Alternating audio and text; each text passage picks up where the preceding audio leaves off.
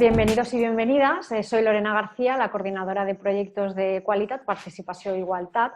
Además, soy economista y experta en responsabilidad social y tengo el placer hoy de moderar esta mesa en la que trataremos, titulada "Es sostenible nuestro futuro", en el que pues trataremos cuestiones muy importantes en este contexto en el que ahora, sobre todo en este contexto que estamos viviendo ahora de crisis sanitaria, emergencia climática. Son cuestiones bastante a la vanguardia, tristemente, en el mundo en el que estamos viviendo hoy en día.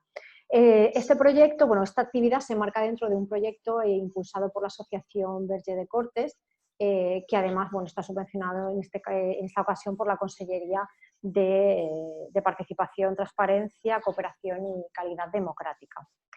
Para ilustrarnos sobre todos estos temas, contamos con la participación de 3 personas que voy a dar paso, voy a presentar para centrar esos perfiles y los temas que vamos a tratar hoy. En primer lugar, pues presentar a Lorenzo Cotino Bueso. ¿Qué tal, Lorenzo? Lorenzo es catedrático de Derecho Constitucional de la Universitat de Valencia. Además es vocal del Consejo de Transparencia de la Generalitat Valenciana desde 2015 y durante casi 20 años fue magistrado del Tribunal Superior de Justicia de la Comunidad Valenciana. Además, Lorenzo ha publicado diversos libros y artículos relacionados con gobierno abierto, protección de datos, entre otras cuestiones. Encantada, Lorenzo. Contamos también con la participación de Agustín Domingo Moratalla. ¿Qué tal, Agustín? ¿Qué tal? Buenos días. Gracias por invitarme. Muy bien. Agustín es catedrático de Filosofía de la Universidad de Valencia en el área de Filosofía Moral.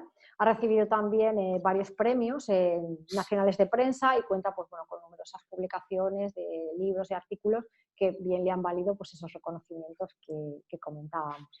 Bienvenido, Agustín, y también muchas gracias por la participación. Y por último, y no menos por ello, no menos importante, contamos con Chimo Mifsud Almiñana, en nombre de Rosa Romero, que es la impulsora de la Asociación Verge de Cortes. Chimo es el presidente de esta asociación, él es además docente en centros del grupo y como decía, es el presidente y viene a representar también a Rosa. Bienvenido, Chimo, gracias por tu participación y sobre todo gracias por agradeceros a la Asociación Verge de Cortes impulsar este proyecto que es tan interesante y que es tan adecuado a la realidad actual que tenemos. Gracias y además, como ya has dicho, disculpar un poco la ausencia de Rosa, que es la gestora del Núcleo Educativo Verge y fundadora además de nuestra asociación, que como ya has dicho, por motivos personales hoy no ha podido participar ya como estaba previsto en compañía mía. Decir, como siempre, que Rosa es una persona muy comprometida en este tema, tanto a nivel personal como educativo y empresarial. Perfecto, vamos a comenzar con la mesa y por introducir un poquito los temas, comentar que en los últimos años se ha dado un impulso bastante importante desde diversas instituciones internacionales y también incluso por parte de la Unión Europea. Se ha dado impulso o importancia, por así decirlo, a la necesidad de cambiar el actual modelo económico y social en el que vivimos hacia uno que sea más sostenible. En este sentido hemos visto cómo precisamente la ONU, la Organización de Naciones Unidas, ha puesto en nuestra agenda esos objetivos de desarrollo sostenible a través de la Agenda 2030, en el que se abordan problemas y cuestiones de suma importancia, de mucho calado para el mundo en general, no solamente para lo que es la sociedad civil, sino para las empresas, para las instituciones.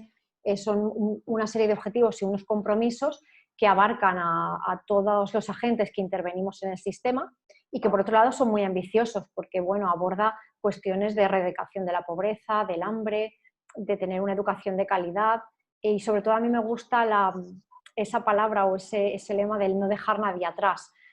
Claro, abarcar en 17 objetivos el mundo entero cuando tenemos países que están todavía desarrollándose, algunos que ni siquiera han llegado a esa situación, son cuestiones muy ambiciosas que en 2030 se supone que tenemos que cumplir y bueno, evidentemente pues todos vemos que es complicado llegar ahí, más con la situación de pandemia o de crisis sanitaria mundial que estamos viviendo. Pero bueno, más allá de que lo consigamos o no, son objetivos ambiciosos, son, bajo mi punto de vista, muy bonitos y por los que merece la pena luchar, porque por otro lado tampoco es que tengamos alternativa que avanzar hacia un modelo de sostenibilidad. En este sentido, quería introducir un poco ese objetivo de desarrollo sostenible, el número 16, que habla de paz, de justicia, de instituciones sólidas. Y bueno, quería empezar un poco con Lorenzo. ¿Cómo ves desde tu visión de la gobernanza, de la ética pública, o cómo pueden los estados fomentar el cambio de modelo y avanzar en la solidez institucional que nos haga lograr o avanzar hacia ese objetivo de tener unas instituciones sólidas? Muy bien, muchas gracias. Es un lujo estar con tan buenos colegas y expertos realmente en temas de sostenibilidad. Lo cierto es que, como has explicado, los objetivos del desarrollo sostenible, los ODS, pues van estos 17 objetivos, pues sobre todo los 16 sustanciales, transitan o están totalmente impregnados de la necesidad de sostenibilidad. Sí que es cierto que el objetivo 16 al que haces mención, pues digamos que es más desde el punto de vista político e institucional lo que también es necesario para un desarrollo sostenible y lo que también se considera objetivamente mejor. En buena medida podríamos hablar que lo que propugna ese objetivo 16 pues es lograr las metas de lo que se llama una buena gobernanza o actualmente un gobierno abierto. Justo se acaba ahora mismo de cerrar el cuarto plan de gobierno abierto de España. Soy miembro del Foro de Gobierno Abierto. Lo cierto es que ha servido este cuarto plan para que, si vemos una línea del tiempo, la importancia que van adquiriendo cada vez más el subrayar las políticas de mayor transparencia, mayor participación, mayor colaboración, mayor innovación por los gobiernos. De hecho, los objetivos interactúan unos con otros, se busca también, en este objetivo 16, pues se busca también una mayor igualdad y conecta y mucho en buena medida con las nuevas tecnologías.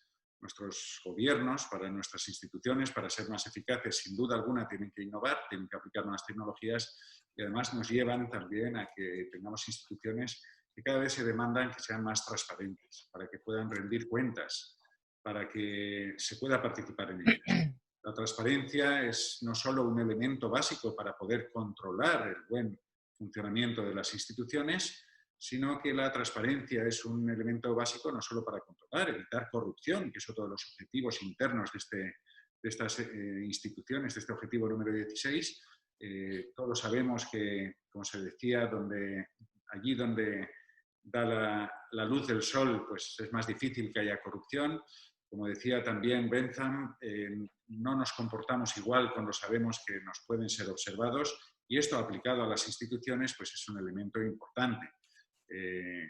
Más transparencia inhibe algunas malas prácticas, unido además a las nuevas tecnologías que se están utilizando cada vez más para la lucha contra el fraude. Podemos buscar como aliados, aunque son muy enemigas también las nuevas tecnologías de nuestros derechos, pero también pueden servir para utilizarla en la lucha contra el fraude y también para mejorar la participación. Nuestras instituciones, insisto, no es nada nuevo hablar de participación, especialmente desde el mayo del 68 del siglo pasado. En Suecia existe una ley de transparencia desde 1765. No es que sea algo nuevo, pero hoy en día se deviene una necesidad. Y esto tiene que ver también con la sostenibilidad, con un nuevo modelo de cooperación público y privada. Las instituciones, lo que se ha llamado nuevos modelos de gobernanza, no pueden trabajar con el ordeno y mando antiguo, con un chip de yo tengo la legitimidad que me da una constitución y yo realizo los mandatos a través de leyes y mis políticas. Hoy en día eso se ha demostrado que no es eficaz y que para que realmente las políticas, las leyes sean eficaces, necesitan que se hayan tenido en cuenta a la ciudadanía sobre las que se tiene que aplicar. En ese sentido, estos son algunos de los elementos básicos que se aunan bajo el concepto de gobierno abierto, que directamente no tendrían por qué ser más sostenibles desde el punto de vista medioambiental, pero también me gustaría señalar que pese a que el consumismo capitalista de las democracias occidentales ha hecho muchísimo daño y sigue haciendo muchísimo daño a la sostenibilidad, los modelos alternativos han sido mucho más dañinos. Solo basta mirar China, solo basta ver la experiencia de la Unión Soviética, que esquilmaron todo el medio ambiente de una manera mucho más grave, si cabe, que la que lo han hecho y siguen haciendo, lamentablemente, las economías capitalistas. Muchas gracias. Muy bien, Lorenzo, pues la verdad que me has aportado un montón de ideas así. De repente has hecho una muy buena, una buena foto de cuestiones que son muy importantes en ese objetivo 16, la verdad que sí. Y un poco recogiendo el tema de, pues eso, de que el orden, me ha llamado la atención, ya no sirve el ordeno y mando, sino que hay que enfocar las cosas con participación, con gobierno abierto. Claro, yo pongo todo eso en global y a lo mejor hay países en los que es más fácil aplicar todo esto que en otros. Entonces, no sé, me surge un poco esa reflexión de decir, jolín, ¿cómo aplicamos esto en países, por ejemplo, como comentabas, que en China, que es un modelo totalmente diferente? ¿Cómo avanzar hacia ese modelo? Un poco que vayan los países un poco más a la par. No sé si ahí Agustín nos podría comentar un poquito en relación a ética pública, porque también enlazamos un poco esa cuestión. Yo querría aprovechar la intervención de Lorenzo y el balón lanzado para seguir con la jugada. Es decir, yo creo que es muy importante cuando hablamos de modelo de desarrollo sostenible saber de dónde venimos. Es decir, sabemos que venimos de un modelo donde lo importante era el crecimiento y de hecho todavía desde el punto de vista de la política económica utilizamos como medida el crecimiento. Luego, en los años 70 empezamos a hablar del desarrollo y a partir de los 80 y 90 empezamos a hablar del desarrollo sostenible. Es decir, es muy importante darnos cuenta de que todavía conviven entre nosotros políticas sociales y políticas públicas donde el criterio fundamental es el crecimiento, otras donde lo realmente importante es el desarrollo y otras a nivel global donde ya estamos con los ODS, donde nos preguntamos por el desarrollo sostenible.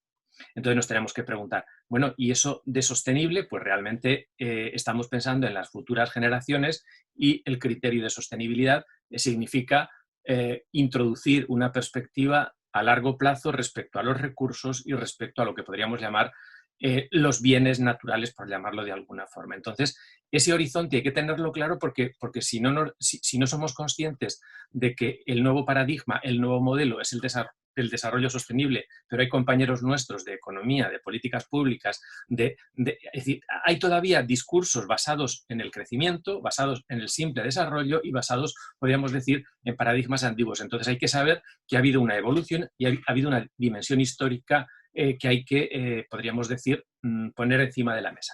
En segundo lugar, yo creo que para fortalecer iniciativas de sostenibilidad, y cuando hablamos de sostenibilidad estamos hablando de concepción histórica del tiempo, es decir, necesitamos tener conciencia histórica para saber que el presente no agota lo que hay y que nuestra generación no es ni la primera ni la última y por lo tanto tener que trabajar con esa conciencia histórica, con esa memoria histórica en los proyectos. Eso hace que la transparencia, el gobierno abierto, la calidad de las instituciones tengan un horizonte distinto y que las decisiones que tomamos no sean decisiones cortoplacistas, partidistas o pensadas con réditos de corto plazo o que podríamos llamar puramente electoral. Entonces tenemos que introducir una perspectiva que yo llamaría cultural. Es decir, tenemos que introducir la dimensión de valores, la perspectiva axiológica para que esa dimensión de largo plazo se relacione con el corto y con el medio. Y aquí, para trabajar en esta perspectiva, hace falta un tipo de participación que no puede ser una participación simple. Es decir, no se trata de que la gente haga cosas por hacer cosas y se mueva por moverse.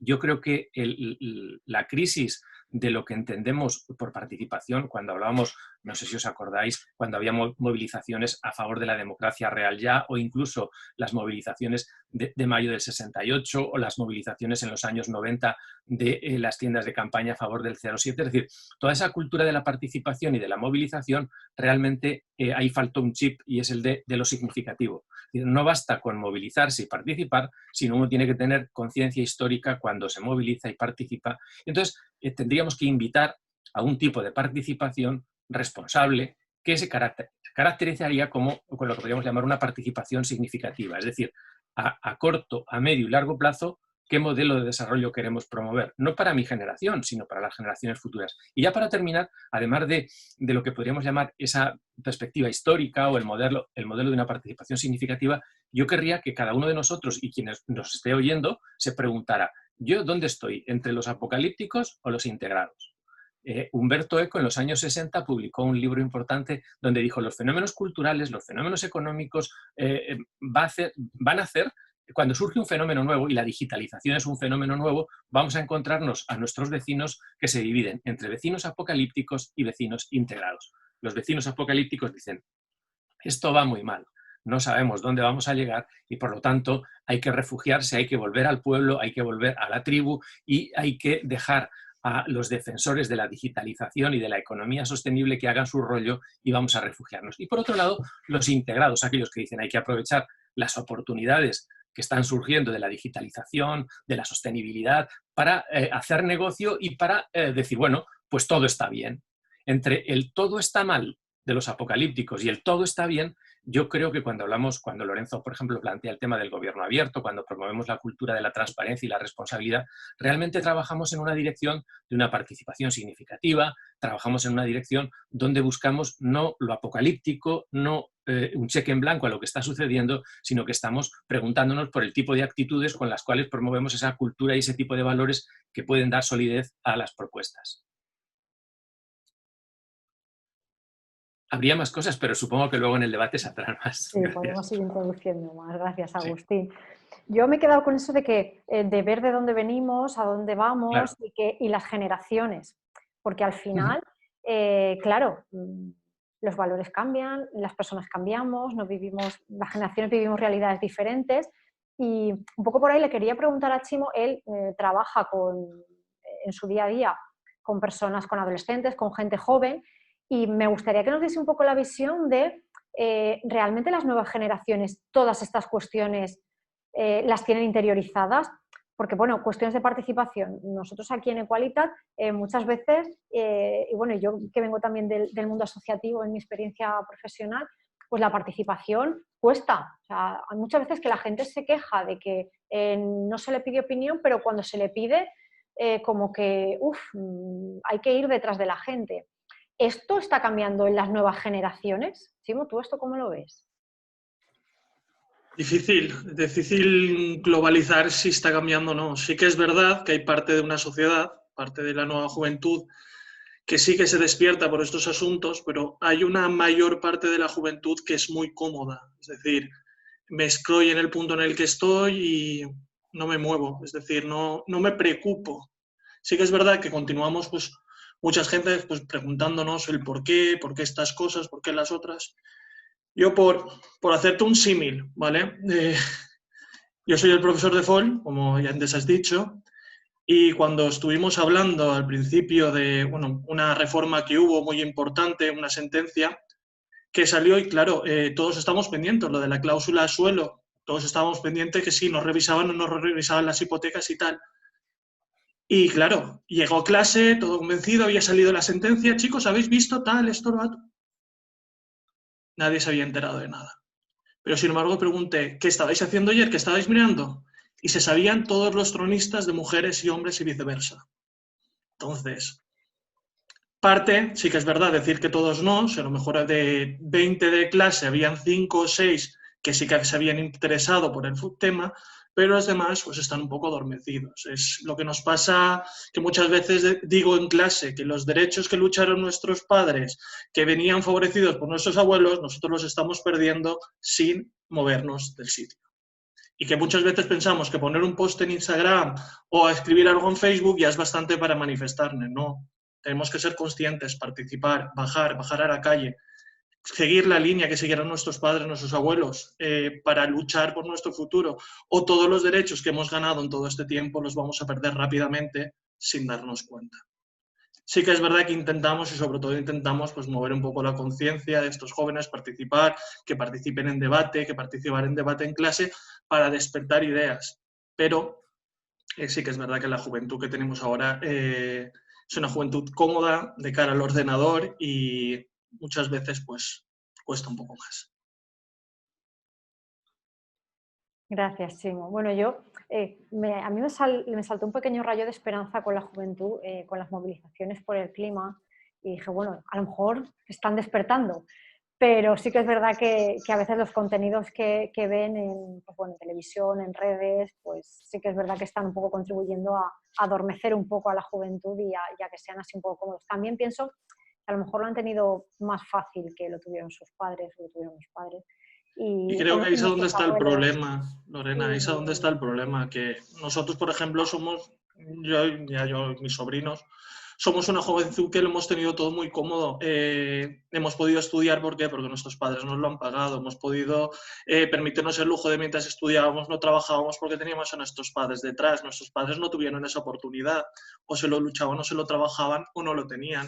Y lo hemos tenido todo muy fácil. Es decir, en casa había para comer arroz, no te gustaba, la mamá te prepara otra cosa.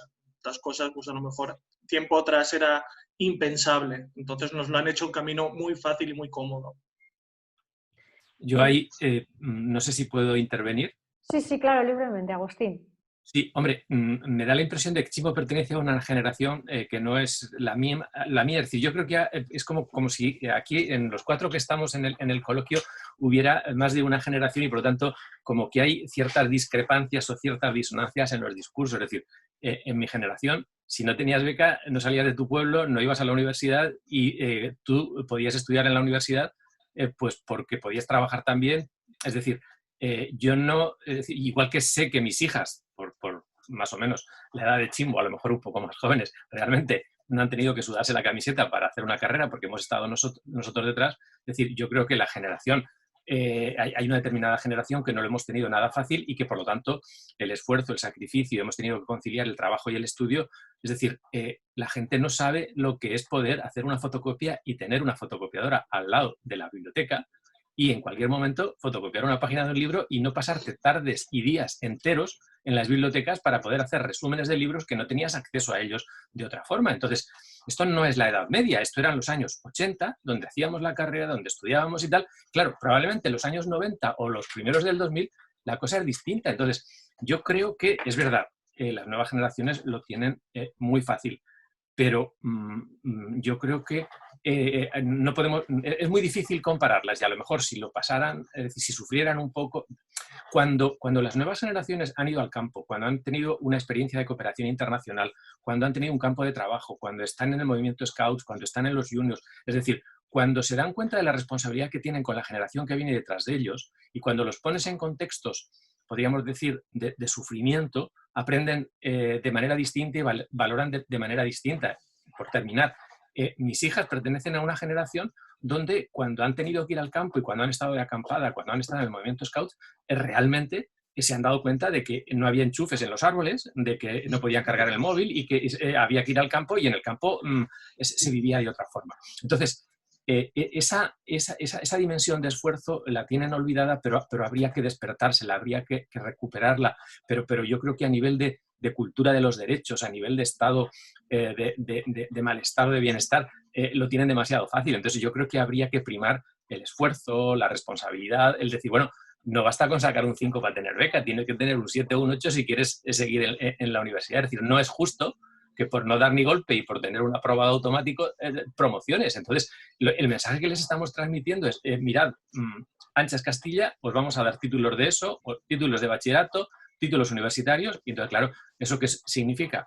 Pues que no estamos trabajando la voluntad, no estamos trabajando la responsabilidad, y esos dobles mensajes tenemos que tener cuidado. No sé si soy políticamente correcto. Sí que es verdad lo que has dicho, la cultura en el Scout. Yo, por ejemplo, también he estado muchos años, yo estoy aún en el grupo Scout, y sí que es verdad que en esos jóvenes, cuando se trabaja, cuando sales y trabajas con ellos en el campamento, 15 días, notas ese cambio. Es decir, sobre todo, una experiencia también que nos marcó mucho cuando hice con mis rutas, hicimos una marcha, un camino, ¿vale?, en el cual íbamos por los pueblos, ya eran adultos, intercambiando trabajo a cambio de comida. Que ya ves qué tontería. Entre ellos no había grupo, entre ellos no había colaboración, era un grupo difícil. Nos vamos de marcha por pueblos de Guadalajara, nos fuimos por 3 o 4 pueblos de Guadalajara intercambiando trabajo a cambio de comida por esos pueblos pequeños. Al principio no veía en la idea a nadie, se lo veía muy difícil. Pero cuando empezamos a trabajar, vamos a hacer esto, llegamos al primer pueblo, le decimos al alcalde, tal, eran fiestas, pues te limpiamos la plaza a cambio de que nos preparéis algo de comida. Y luego las señoras salían, oye, que los scouts nos están limpiando la plaza, pues vamos a hacerte, pues yo te preparo un bocadillo, pues yo preparo unos macarrones. Y salimos de allí con la mochila llena y ya empiezan a darse cuenta entre ellos que si interactúan, que si luchamos todos juntos sobre un mismo objetivo, podemos avanzar. Total, la marcha terminó, para que veáis cómo acabó. El último día, estando a punto de llegar al campamento, que dijimos que dijera a los padres, por favor, bajad a comer, que tenemos las mochilas llenas de tomates, melocotones, manzanas, y no podemos más, nos sobra comida por todos los lados. Pues lo que dices, muchas veces cuando se trabaja con ellos se pueden conseguir objetivos, pero sí que es verdad que a día de hoy, pues muchas veces, si no estás en un movimiento, si no estás en una asociación, si no estás metido en algo, la mayoría de gente pues, no se preocupa por estos temas y dedicamos a lo que dicen, ¿no? Que hay de actualidad, un poco de telebasura y poco más. Bueno, a mí me gustaría subrayar, Lorena, Sí. algo que ha indicado Agustí, especialmente la dimensión histórica. Nos falta muchas veces una perspectiva histórica, tanto para tener una percepción positiva como negativa. Cualquier tiempo pasado fue peor.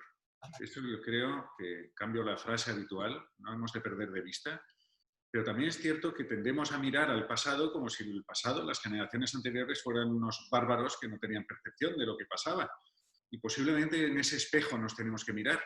Si miramos los que hemos pisado ya 2 siglos, como Agustín, como yo y posiblemente Chimo, pues bueno, yo creo que posiblemente nos mirarán adelante como los que estuvieron en una plena borrachera de este desarrollismo que ha mencionado Agustín, que ha llevado a la destrucción del planeta. Y nos mirarán como si estuviéramos locos. Como si, y lo cierto es que no tenemos una capacidad de acción individualmente, pero sí que hay una dimensión cultural muy importante para percibir. Y ese cambio, y por ser positivos y optimistas, si pestañeamos cada 5 años, yo lo pongo en muchos ejemplos, yo trabajo mucho en temas de tecnologías, si pestañeamos cada 5 años, nos daríamos cuenta de las cosas que parece que no cambian, pues han cambiado mucho. No siempre a mejor, no siempre a mejor, pero posiblemente en esa borrachera nos daremos cuenta de que no es sostenible el consumismo de la moda, por ejemplo, que es una de las industrias más destructivas que hay, y seguimos vistiendo, seguimos siendo objetos de ese tipo, y se necesita un cambio especialmente cultural, pero partiendo por ser optimista de que los cambios se van percibiendo. Si vamos jalonando desde el 2020 hasta hoy, la percepción de estos temas cada vez es más importante. Por supuesto que desde hace 40 años sin parar se nos habla de la destrucción del planeta, pero la involucración, se está involucrando muchísimo a la juventud y yo creo que eso va a marcar genéticamente a esta generación para al menos cuando los que tienen la responsabilidad, que son nuestros políticos, al menos en los sistemas democráticos, que tengan algunas resistencias o al menos cuando se desarrollen políticas de sostenibilidad fuertes, que son muy costosas económicamente para el modelo actual económico, para que tengan un apoyo social. Es decir, la ciudadanía normalmente no tenemos liderazgo para impulsar individualmente estas cuestiones, pero sí para apoyar a aquellos que se atrevan a adoptar medidas más atrevidas de cambio cultural y de cambio de sistema económico.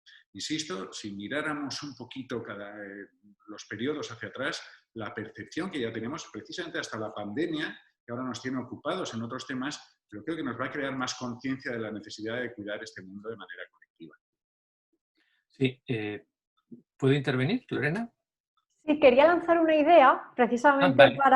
para ti, Agustín, porque he descubierto que tienes un libro que me gustaría mucho leer, que es Educar para una ciudadanía responsable, y me viene muy bien encajar este tema, porque quería preguntarte cómo se educa a la ciudadanía para un futuro sostenible, hablando de estos temas. Bueno, generaciones, pues, historia... Vale. Bien, en primer lugar, yo creo que falta ejemplaridad por parte de los que están arriba. Es decir, si en el Parlamento, las Cortes y los responsables institucionales fueran modelo y fueran ejemplo, sería mucho más fácil. Entonces, a veces decimos, a nivel institucional, lo que tenemos son contraejemplos. Y al tener contraejemplos, la gente no quiere ni dedicarse a la política, ni a la administración pública, ni al gobierno abierto, ni al gobierno cerrado, sino que quiere quedarse en su tribu. Y como a nosotros nos interesa que se impliquen las instituciones, se impliquen en la participación y tal, entonces nos dice, bueno, pues decirme a quién me tengo que parecer, cuáles son mis modelos, cuáles tienen que ser mis líderes. Entonces, lo tenemos muchas veces difíciles para trasladarles modelos y para poderles decir, pues tenéis que ser como este señor, como el otro. O podéis acercaros en vuestra diputación, en vuestro ayuntamiento o en las cortes.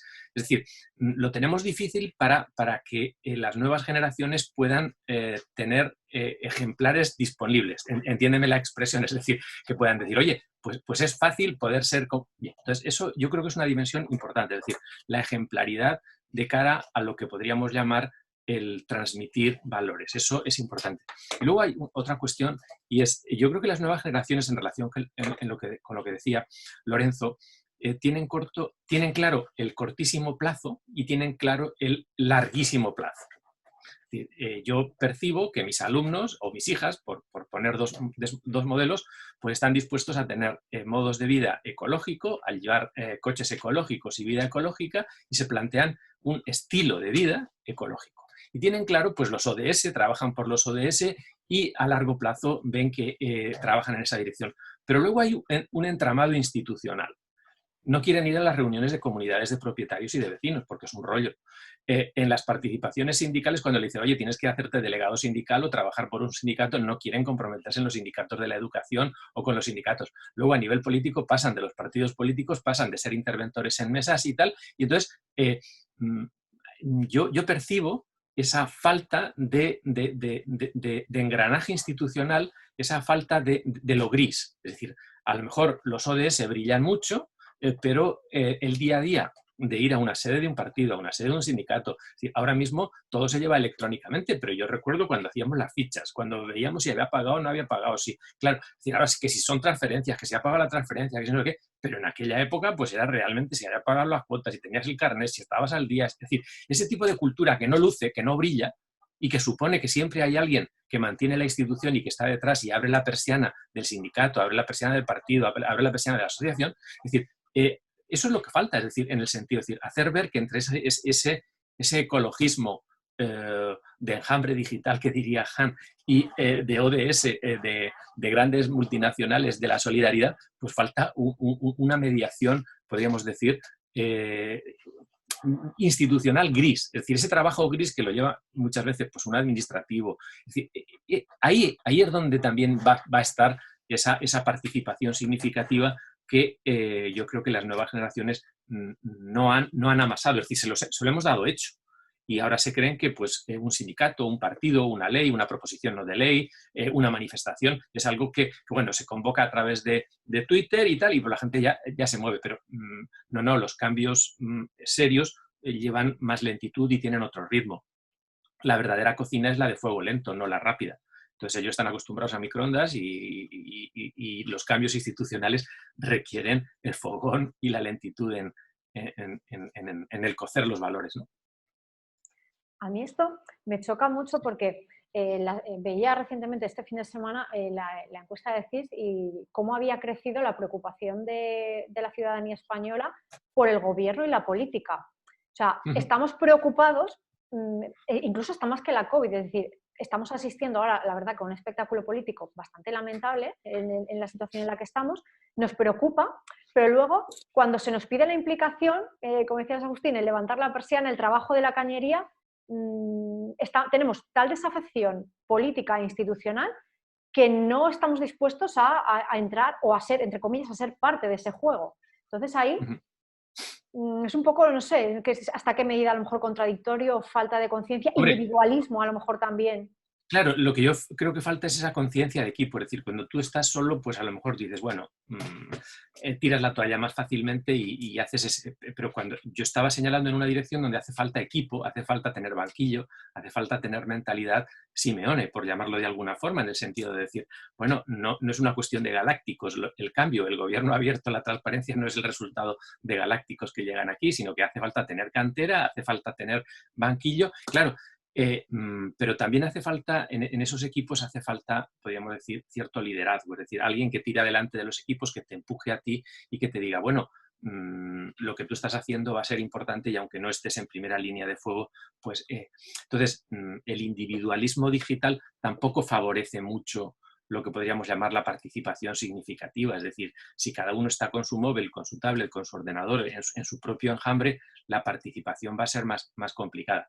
Ciertamente, a lo mejor podemos participar digitalmente y podemos votar a través de la pantalla, a través del móvil y tal, pero realmente cuando hay sudor, cuando nos damos cuenta de que ir a una manifestación es hacer carteles y darte cuenta de que pisas las calles, de que el olor de la calle, el olor de la multitud, el olor de los vecinos, es decir, es muy fácil hablar de participación digital sentado. Lo realmente difícil es estar en la calle, movilizarte, luchar por algo, hacer una huelga de hambre. Es decir, ese tipo de dimensión física, de dimensión fáctica, por llamarlo de alguna forma, de la participación, a veces se nos olvida y creemos que la participación es limpia, indolora, súper transparente, súper mega digital y no requiere, es decir, lo eliges a la hora. Es decir, es como si la participación fuera elegir y dices, yo participo a la hora que quiero y cuando me conecto.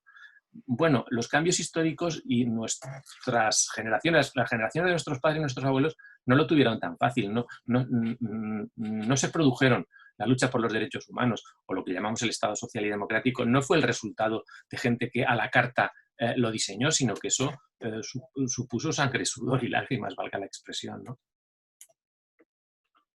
Vale, pues hablando un poco al hilo de lo que comentaba Agustí, de esa necesidad de participar, de que haya un colectivo, de que no solamente estemos detrás de una pantalla, que participemos a la carta, por así decirlo, pues quería también lanzaros la cuestión, en este caso un poco también a Lorenzo, de cómo podemos, y también enlazado con el tema de la desafección política, ¿cómo podemos hacer que la gente vuelva, las personas volvamos a creer en las instituciones, que esas instituciones sean fuertes, sean eficaces y sean transparentes, que nos rindan cuentas? ¿Cómo podemos avanzar para que la ciudadanía recupere la confianza en la política y en las instituciones? Yo creo que el gobierno abierto ahí tiene muchas cosas que aportar. Bien, la verdad, yo no tengo una receta mágica. Vivimos en tiempos de polarización. Precisamente, además, las redes sociales, las plataformas no hacen más que echar gasolina al fuego para que vivamos más desapegados de las instituciones y de unos y de otros. Yo no tengo una receta mágica. Básicamente es hacer un llamamiento a que los movimientos más extremos, que son los que están ganando con toda esta polarización, que sepamos que no es el camino. Cada uno tiene obviamente libertad de pensamiento y puede pensar, pero todos aquellos que nos vendan soluciones fáciles nos están vendiendo un crecepelos en el antiguo oeste. No existen soluciones fáciles y precisamente el éxito de la democracia siempre ha sido el que las dificultad de todos los variedad de intereses que hay en la sociedad. Normalmente esta soledad en la que vivimos, acuciada también por Internet, no nos hace percibir los diferentes puntos de vista y sobre todo intereses que hay y que precisamente la democracia es la que ha sabido normalmente articular toda esta maraña, este conjunto de intereses tan diversos. Todos aquellos que nos vendan soluciones fáciles, que sepamos que nos están mintiendo. Creo que ese es el elemento básico y confiar en la historia breve a lo largo de los siglos, pero la historia ya asentada de la democracia y no cualquier democracia, sino la democracia constitucional, que es la única que ha sabido gestionar los distintos intereses protegiendo nuestros derechos. Yo creo que esto es esencial subrayarlo porque cada vez vende menos y es bastante más aburrido. Es mucho más eficaz, lo hemos tenido pruebas en la historia, los fascismos, los comunismos nos han sensibilizado mucho más para adoptar otros caminos. Y la historia nos ha demostrado que no han sido útiles. Sí, no sé si puedo intervenir. Sí, si queréis ya, como ya más o menos estamos en tiempo, podemos hacer una ronda final de una reflexión a modo de conclusión de cada uno de vosotros. Vale. Yo, a raíz de lo que acaba de decir Lorenzo, yo creo que es importante evitar, es decir, no echar gasolina al clima de la polarización.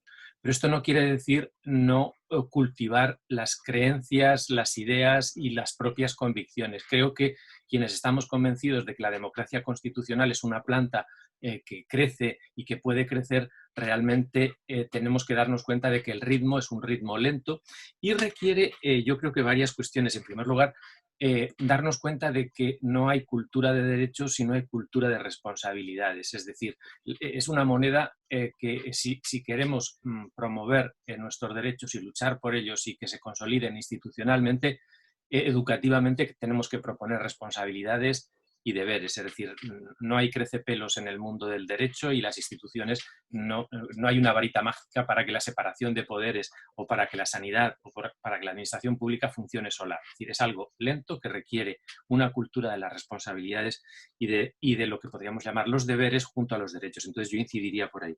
Y por último, yo quiero también invitar a la responsabilidad y no confiar en los paternalismos o autoritarismos. Es decir, nos vamos a encontrar que muchos líderes políticos o sociales van a pedir que los sigamos ciegamente y yo creo que eso no es bueno. Entonces es importante denunciar el autoritarismo, denunciar el paternalismo y promover esa cultura cotidiana de la responsabilidad, porque sin ella no habrá ese horizonte histórico para un desarrollo sostenible.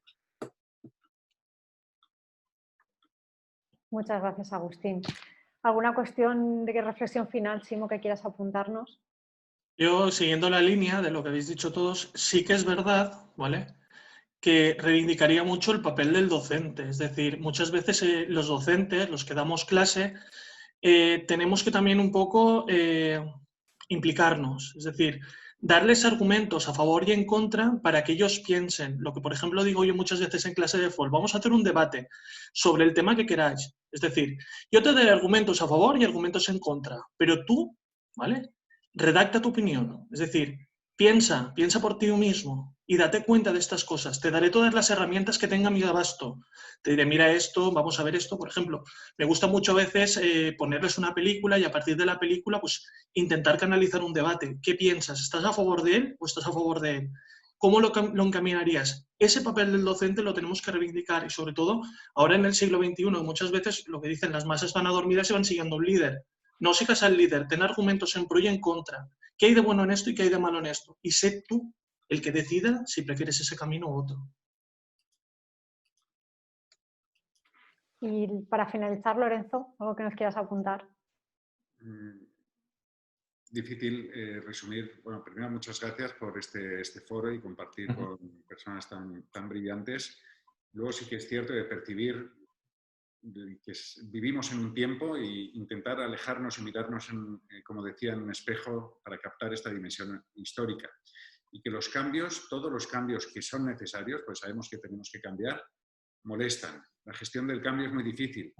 Tenemos que estar abiertos al cambio, por supuesto, a nuevas ideas, que además es necesario en este siglo XXI, nuevas ideas. Hay que tener esta percepción.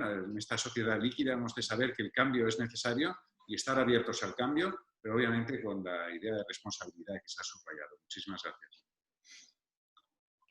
Pues para finalizar, agradecer tanto a Lorenzo como a Agustín y a Chimo la participación en esta mesa redonda, este pequeño debate que hemos tenido en torno al futuro, a la sostenibilidad, que ha sido muy interesante, vuestras reflexiones, vuestras aportaciones de gran valor para que todas las personas que posteriormente o que estén ahora viendo este debate pues sean críticos, extraigan sus propias conclusiones, porque yo creo que eso es una conclusión muy importante que hemos sacado de